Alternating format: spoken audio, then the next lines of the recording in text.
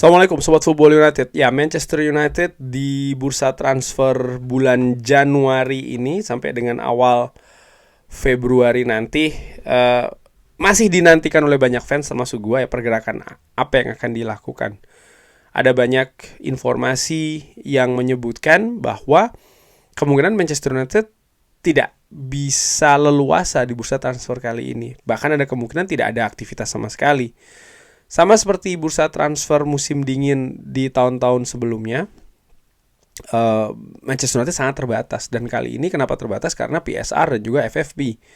Ini ada kaitannya juga dengan pergerakan di musim panas kemarin, di mana Manchester United keluar juga cukup banyak ya uang. Nah, tapi kalau melihat dari pemain ataupun squad Manchester United ya terlihat memang butuh penambahan pemain. Paling tidak dari banyak media pundit menyebutkan setidaknya 2 posisi, penyerang dan juga bek kiri, di mana Manchester United saat ini bek kiri murni itu hanya pada Tyrell Malacia, dan Tyrell Malacia pun juga permainannya masih belum memuaskan, kurang lebih seperti itu. Bermain di wingback sebelah kiri, sistem baru pula ya kan, dengan Ruben Amorim. Pilihan lainnya Diogo Dalot. Diogo Dalot pun juga demikian, masih belum fasih nih bermain di wingback sebelah kiri. Walaupun ketika menghadapi Liverpool ternyata Dalot bermain cukup bagus. Dia ada peningkatan yang tinggi nih, menurut gue ya, bagaimana dia memahami posisinya. Nah, dari situ balik lagi terkait dengan bursa transfer Januari. Posisi mana nih kalau bisa mendatangkan satu posisi? Gua sempat mengatakan yes bek kiri, tapi dari beberapa pertandingan terakhir menghadapi Liverpool, menghadapi Newcastle, Wolves, Bournemouth, pun juga ketika menghadapi Tottenham Hotspur, kalau seandainya bisa mendatangkan satu pemain, gua lebih memilih penyerang. Gua kali ini melihat seperti itu. Kenapa? Nampaknya mencari wingback, bukan fullback ya, wingback untuk sistem 3-4-2-1 ini tidak mudah, karena memang di Eropa tidak banyak tim yang bermain dengan sistem seperti itu. Artinya memang butuh kriteria khusus.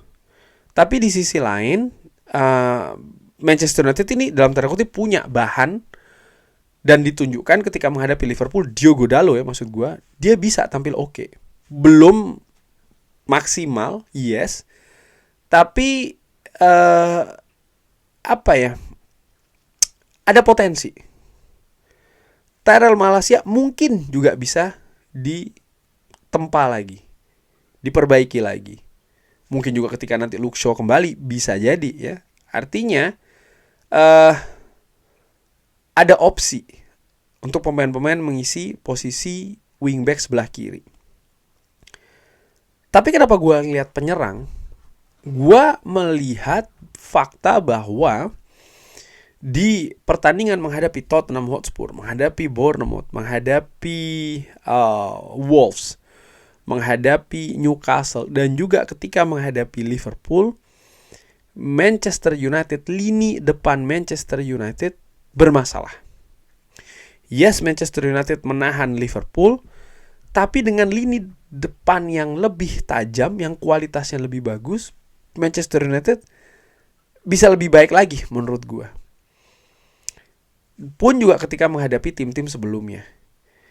Dan kalau ditarik agak sedikit ke belakang, lini depan Manchester United sudah bermasalah dari musim lalu.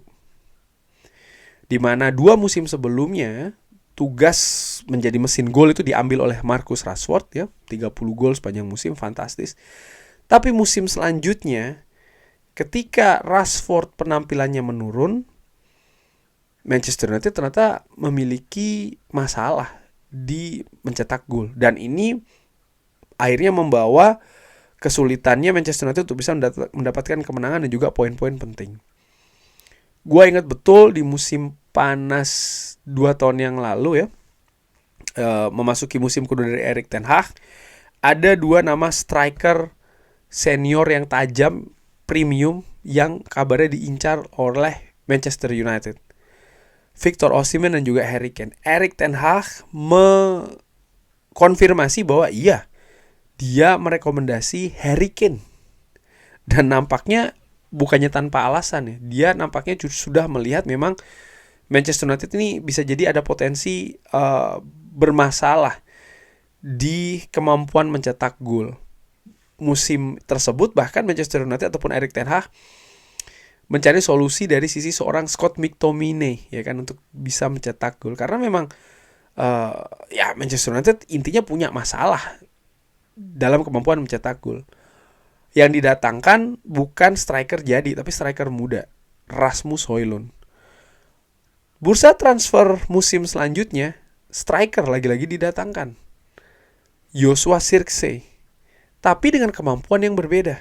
Joshua Zirkzee profilnya menurut gua jauh jika dibandingkan dengan Harry Kane misalnya, ataupun juga Rasmus Højlund. Joshua Zirkzee bukan tipe striker atau pemain depan penyerang yang rajin mencetak gol sebagai mesin gol, bukan. Bisa dilihat rekam jejaknya ya di Bolonya atau di tim-tim sebelumnya, di Bayern Munchen kabarnya dia sempat juga bermain di sana, ataupun juga di Belgia. Sama menurut gua. Dia bukan tipe goal getter, bukan tipe finisher gitu ya. Dan gua melihat di sistem permainan dari Ruben Amorim butuh pemain yang bisa diandalkan untuk mencetak gol. Di Sporting ada Victor Gyökeres ya, fantastis. Saat ini di Manchester United, menurut gua secara ringan amatiran belum ada profil striker seperti itu. Ya, kita punya striker selain Joshua Zirkzee, yaitu adalah Rasmus Højlund, penyerang muda yang disebut memiliki potensi besar, iya. Tapi dia belum menjadi pemain jadi. Di penampilan bersama dengan Manchester United di beberapa pertandingan terakhir, termasuk ketika menghadapi Liverpool, di mana dia ada peluang one on one ya, di babak pertama pada saat itu menghadapi penjaga gawang Alisson Becker dari Liverpool, dia tidak bisa memanfaatkannya. Dan juga di pertandingan sebelumnya. Artinya apa? Ya kualitasnya masih belum ada. Dan menurut gua Manchester United sudah berinvestasi dengan angka cukup tinggi terkait dengan Rasmus Højlund, yes. Tapi fakta bahwa Rasmus Højlund belum jadi.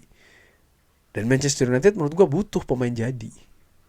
Sehingga harapan gua bisa mendatangkan pemain depan yang berkualitas. Apakah itu dengan pinjaman, apakah itu dengan transfer permanen, gue harapkan sih akan bisa didaratkan, karena nampaknya penting. Tapi apakah dengan mendatangkan striker tersebut maka Rasmus Højlund ini disingkirkan? Gue gak melihat seperti itu. Yes, Rasmus Højlund memiliki potensi yang besar, dan memang harus diproses dulu maksud gue. Tapi Manchester United juga butuh menurut gue solusi lini depan nih, pemain yang mampu mencetak gol. Dan oleh karena itulah menurut gue kalau bisa mendatangkan satu pemain di musim dingin ini ya penyerang, dan khusus penyerang adalah penyerang senior. Penyerang yang sudah membuktikan bahwa dia bisa menjadi goal getter. Saat ini ada sebuah nama nih yang dikaitkan dengan Manchester United. Sambil menunggu atau menutup video ini yaitu adalah Victor Osimhen. Nah, Victor Osimhen menurut gua masuk dalam profil striker yang premium. Bersama dengan Galatasaray, bersama dengan Napoli, dia sudah menunjukkan bahwa dia punya kemampuan dan dia juga punya karakter. Saat ini kesulitan untuk mendatangkan Victor Osimhen ada pada harga. Karena Napoli tidak akan murah melepasnya. Manchester United butuh mendapatkan pemasukan dulu yang juga tinggi. Ada kabar Marcus Rashford akan ditukar ya dengan Osimhen ke Napoli. Apakah kabar ini betul atau tidak? Gua tidak tahu. Lalu ada juga yang mengatakan kalau Joshua Zirkzee akan kembali ke Serie A bersama dengan Juventus. Juventus membantah hal tersebut.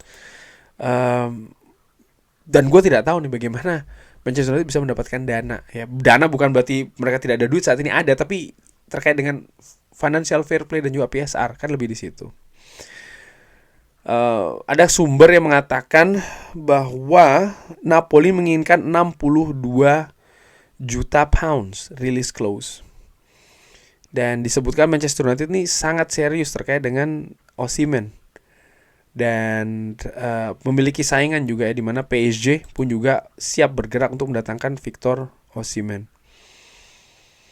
Ya, ada situasi di mana Manchester United membutuhkan striker premium menurut gue.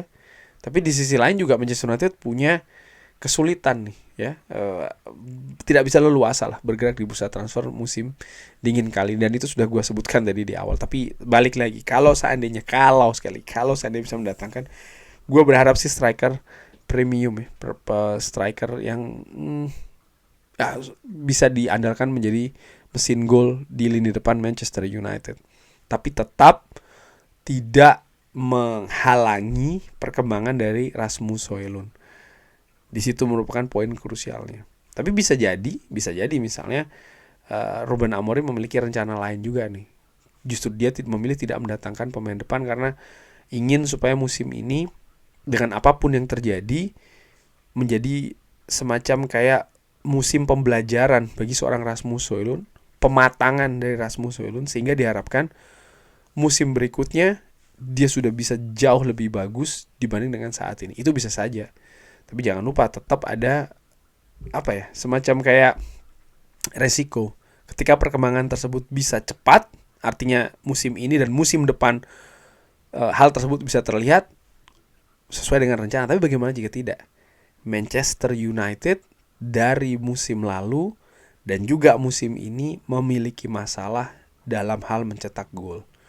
Manchester United butuh pemain yang bisa diandalkan untuk mencetak gol.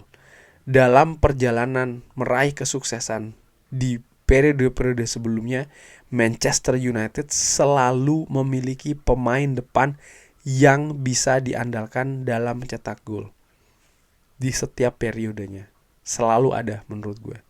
Tapi kali ini sosok profil seperti itu belum ada, sehingga ini sangat penting. Kurang lebih seperti itu. Bagaimana menurut Sobat Football United? Seperti biasa silahkan drop di kolom komen. Terima kasih sudah menyaksikan. Jangan lupa like, share, dan juga subscribe. Wassalamualaikum warahmatullahi wabarakatuh. Thank you.